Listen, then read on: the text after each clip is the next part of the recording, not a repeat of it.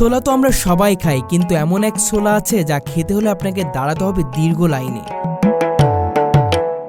বিকেল থেকে ক্রেতাদের ভিড় লেগেই থাকে। শুধুমাত্র স্থানীয় মানুষ নয়, দূর দূরান্ত থেকে ছুটে আসেন এই বিশেষ ছোলার স্বাদ নিতে।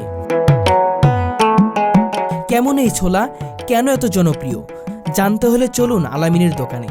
প্রতিদিন 2 মণ ছোলা রান্না করেন আলামিন, যা মুহূর্তের মধ্যেই বিক্রি হয়ে যায়।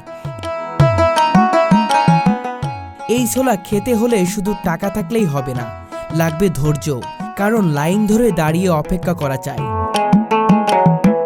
কেউ কেউ তো আগের দিনই অর্ডার দিয়ে রাখেন।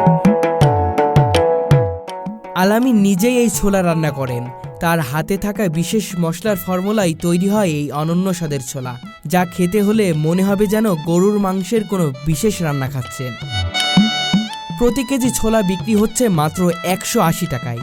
দাম যেন হাতের নাগালে, স্বাদও তেমন অতুলনীয়।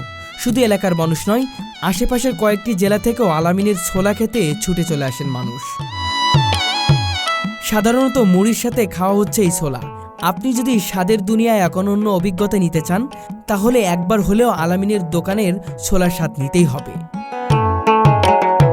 এভাবে যদি সৎ পরিশ্রম আর ভালোবাসার সাথে কাজ করা যায়, তাহলে সফলতা আসবেই।